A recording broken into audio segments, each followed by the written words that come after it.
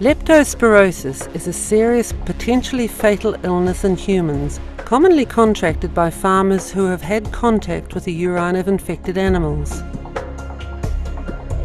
It was common in New Zealand dairy herds. For example, there were 667 reported cases in 1979. It's a disease which is easily controlled by vaccination, and a nationwide vaccination program for dairy cows began in 1979. This had an impact. By 1991, reported cases had dropped to 106. But then something happened. The trend started to reverse and cases were once again on the increase. Today, despite most dairy herds being vaccinated, reported incidences stand at 200 per year, and it's increasing. Everyone who comes in contact with infected animals is at risk. Farmers, their families and staff, farm consultants, stock agents, veterinarians, stock transport companies, and of course visitors to the farm. Farmers, however, are the group most at risk of contracting this disease because of their high contact with animals. Paul Vossen is a dairy farmer based at Korokanui near Tiamutu.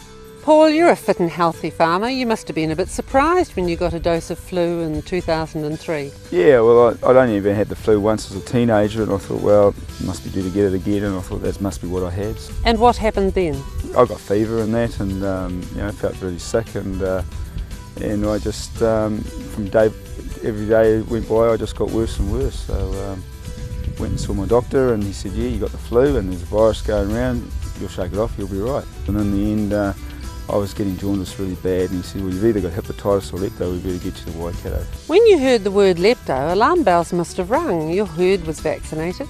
Yeah, we've done everything we thought was correct, and I couldn't understand why I could get lepto. So once we vaccinate our cows for lepto, you think everything's okay. How long were you in hospital? I was in there 10 days. I was three days in intensive care on intravenous. It was pretty bad. I had jaundice really bad, and I couldn't walk, high fever, headaches, yeah. How did you find out where you'd contracted it from? Oh, they took some blood tests, and they found that I had two strains of lepto. The worst was Copenhagen eye, and that's directly from rats. How long was it before you could get back to normal life? Oh, it was probably 5 months. It was really draining. You just didn't have any strength to do anything, really. Yeah. Cara O'Connor is a dairy farmer, an avid horsewoman and an AB technician. Cara, in 2002 you came down with what you thought was a dose of flu. Tell me about that. I was just crook, most of the symptoms were flu. I went to the doctor, and sure enough they diagnosed it as the flu. Basically sent me home and told me to treat it like the flu. I came home, 3 days later I was getting worse. I was starting almost hallucinations. I was freezing cold, but my temperature was boiling hot, and basically 3 days later I collapsed in the shower, and I woke up in Gresham Clinic again with another doctor looking over me, who had my blood results back and said that it looked like lepto. Now, when you heard the word lepto, being an AB technician, you would have thought you caught it from cows. Yes, I did. At the time I actually was not aware that you could catch lepto from anything other than cows and deer and pigs. I knew I had never been in contact with deer or pigs, so it was an obvious choice. They very soon eliminated bovine because of the fact that I'd been in contact with cows and various animals at the freezing works while instructing, and it was outside the incubation period. The only contact I had with virtually any animals that could carry lepto was the rats over here at the stables. So from the time that you actually got ill to the time you were able to get back to your normal daily activities, how long was that? The worst of it was about 6 weeks. After I was normal again, there was a long time recovering, just getting your fitness back. I felt very lethargic for months afterwards, and pretty much it took until summertime, mid-summertime, where I actually felt like I could go and return to playing sport, riding the horses, things like that, day to day. Jason Cannons was a dairy farmer until he caught leptospirosis. Jason, you and Julie had a dream of a lifetime dairying, but Lepto changed all that. Tell me about it. 14 years ago, I contracted Lepto from unvaccinated herd. I really thought it was just the flu, like the flu, but worse. Yep. Bad headaches, fevers, back pain, stomach pains. So you got that behind you and you moved on to another job with a vaccinated herd. It should have all been behind you. I got a job on another farm that the cows had been vaccinated, and the owner brought in about a dozen cows that he bought from the sales that hadn't been vaccinated, but I was told they had been vaccinated, and then I had a relapse. I got Lepto again. Second time was worse than the first time, and that probably lasted for a good 6 months. How were the symptoms the second time round? Yeah, everything was worse, like the headaches were worse, the back pains were worse, the fevers were worse, the stomach pains were worse, twice as bad as they were the first time. So all this time you're ill, farming life is carrying on. How are you managing? My wife, Julie, carried on. She carried on with the milkings and the farm work, and I virtually stayed at home because I was too crook to work. What happened next? I had to leave farming, found another career, and haven't been able, I just can't go back.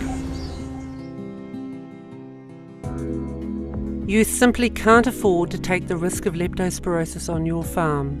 And there is an answer, a risk management program designed by veterinarians and launched to the dairy industry in 2002 in association with Livestock Improvement. Richard Tiddy is a veterinarian and marketing manager for Leptosure. Richard, what is risk management? Well, Claire, there are no guarantees in life, but risk management is a structured, systematic way that we can minimise the risk of a bad thing happening. Leptosure is a risk management program specifically for lepto. How does it work? Well, leptospirosis is a complex disease, and most herds are vaccinating, but in itself, that's not enough to do the best job. There may be issues that we're overlooking, for example, rodent control, or maybe there are pigs on the farm, perhaps hygiene in the shed or new stock coming onto the farm that are not vaccinated. If we don't pay attention to detail, then we don't have a good risk management plan. What happens then is that the vet gets together once a year with the farmer and they systematically work through the important issues and they document it so that this can be followed through thoroughly, because we're all busy people. Leptospirosis is an issue under the Health and Safety in Employment Act. The Act means farmers have to provide safe environments for themselves, their families, workers and visitors to the farm. Sue Graham is a Senior Health and Safety Inspector for the Labour Department's Occupational Safety and Health Unit. Sue, what do farmers need to do to meet the requirements of the Act?